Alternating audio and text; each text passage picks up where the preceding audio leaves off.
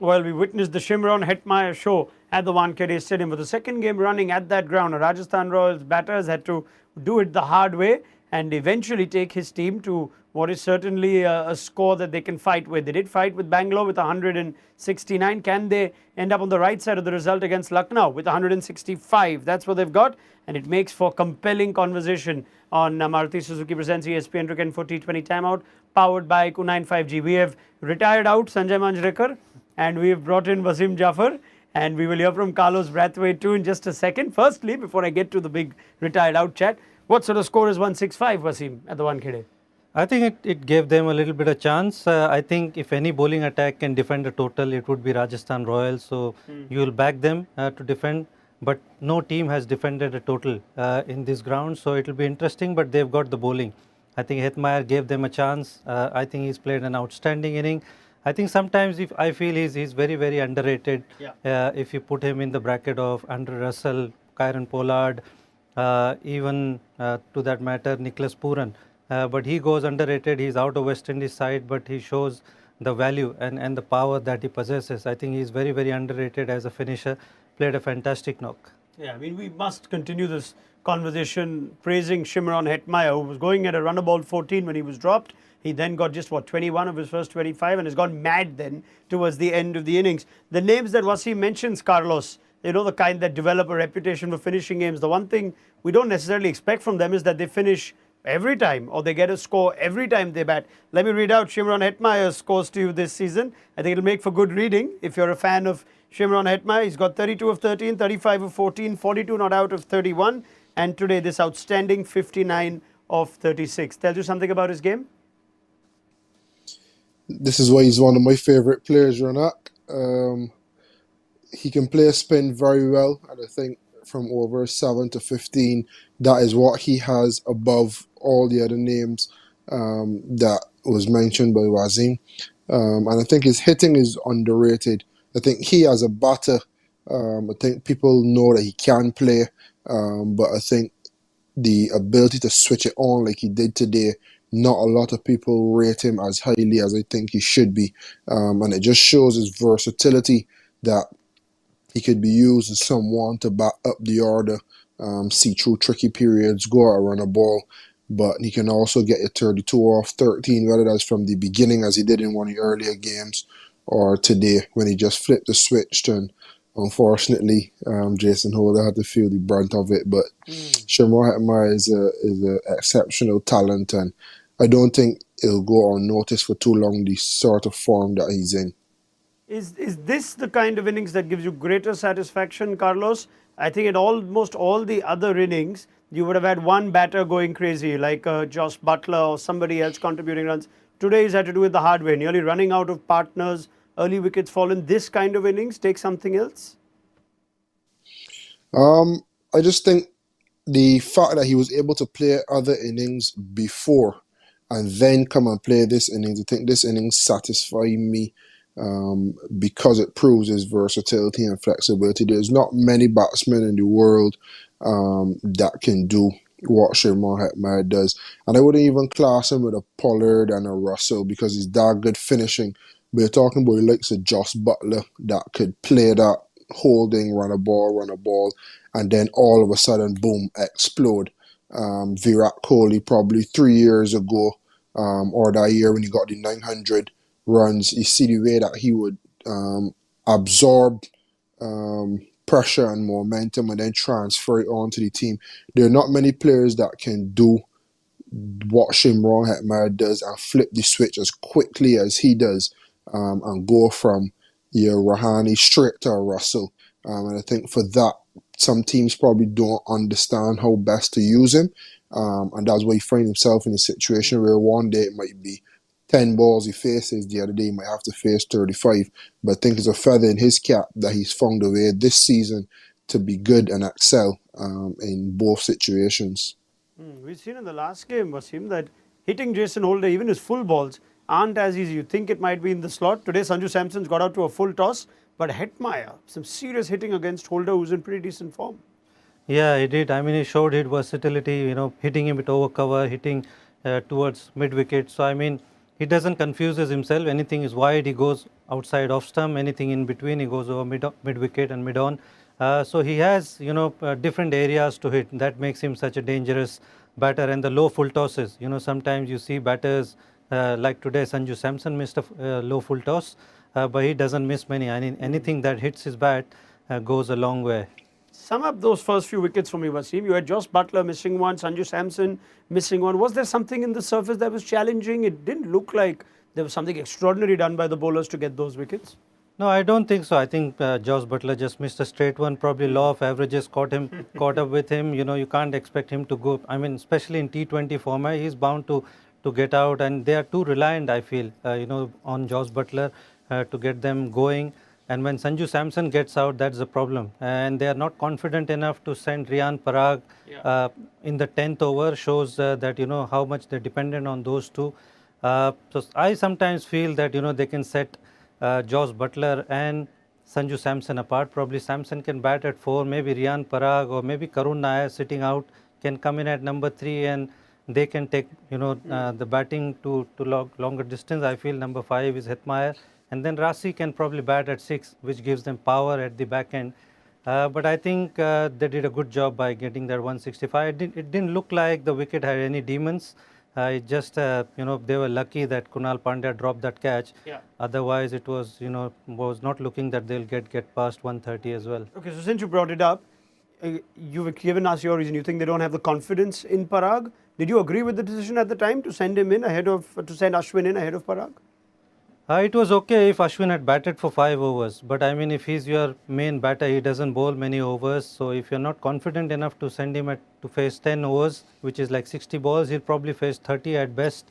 If you're not confident enough, then it's going to be difficult for him to stay at that place, because if you are going to only face him 4, 5, 6 balls, then I don't think he's doing justice to his talent. Yeah, it's a funny one, Carlos. I wonder what you could try and decipher of the thinking that Rajasthan might have had. There was an off-spinner bowling at the time. They'd lost a couple of wickets. Score was 67 in the 10th over. Ashwin's ended up with an innings of 28 to 23. I'll come to the retired out itself in a bit. But what about the decision to send him ahead of Parag?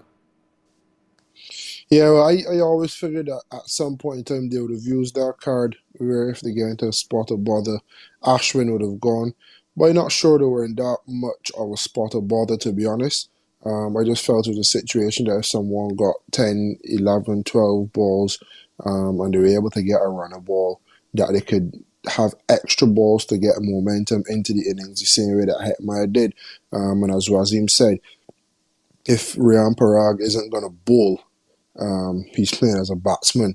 You really and truly can't play a number 6 batsman to only bat 10 balls.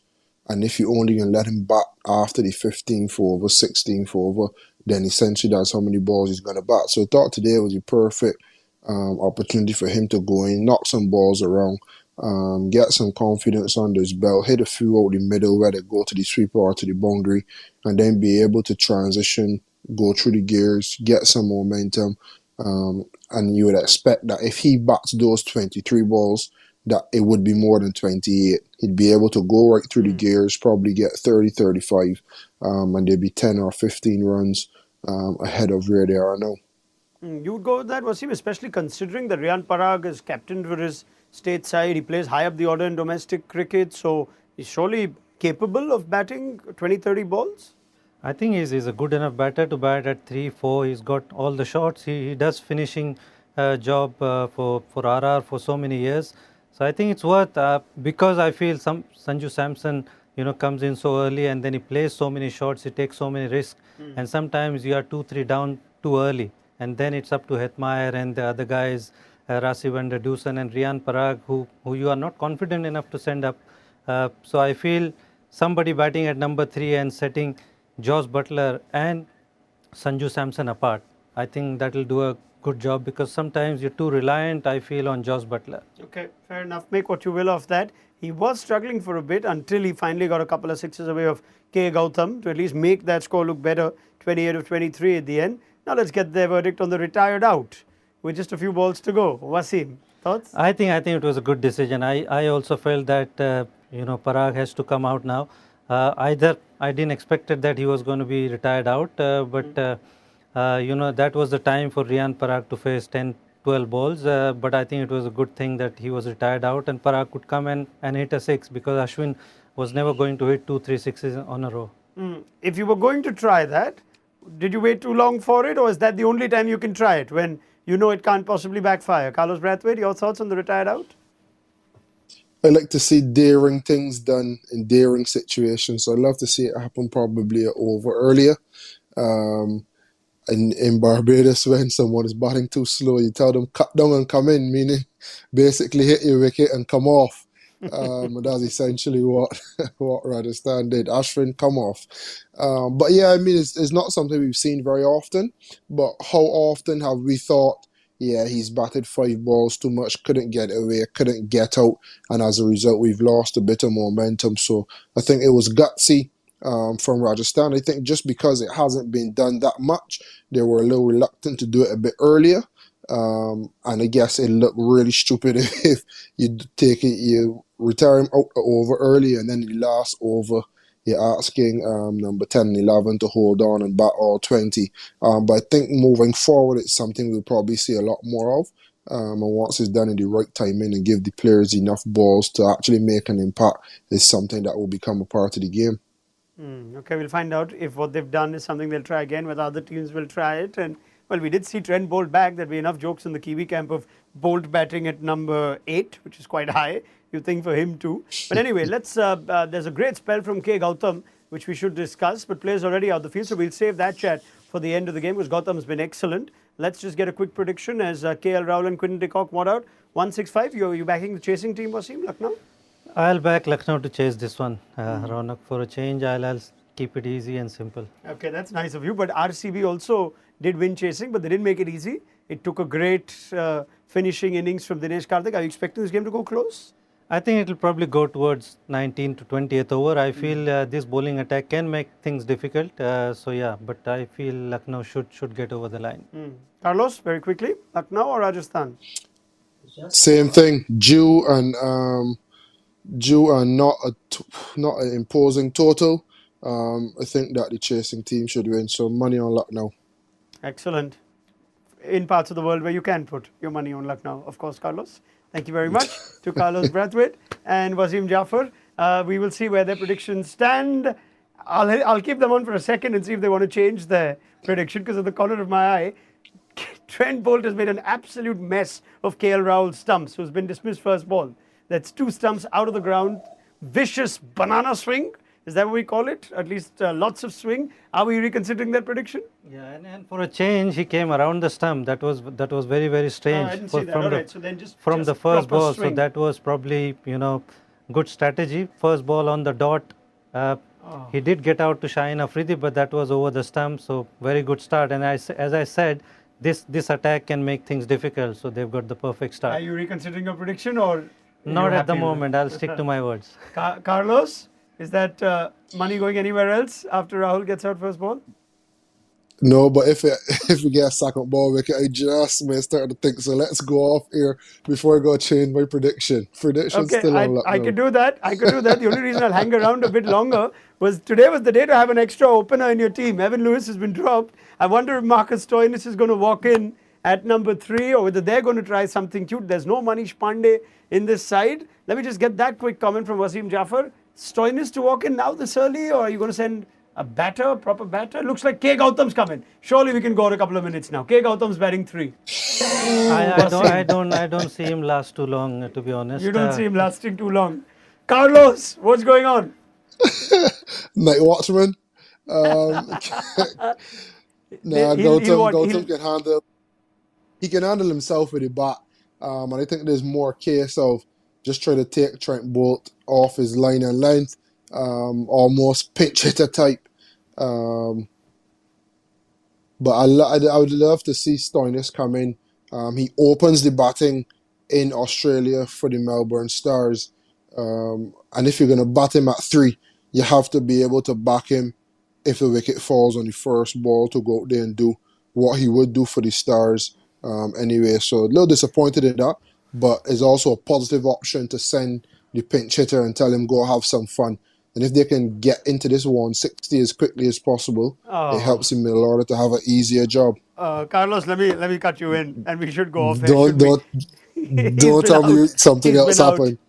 He's out, LBW. So that's He's the end dead. of That Gautam. The is night out. watchman's been dismissed.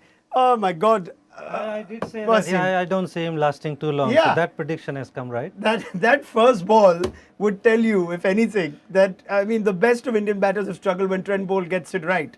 Right? He's made it a habit of running through an Indian side in World Cups and whatnot. And with that ball, it got Rahul. I mean, it was brave to send Gautam. It's clearly not backfired. We're going to hang around for another moment, Carlos. Jason Holder's walking in at 4. Please make sense of this. Oh my goodness. You're upsetting the Yeah, I entire batting mean, order, essentially, aren't you? yeah, I think it getting a bit funky now. Don't think it's necessary.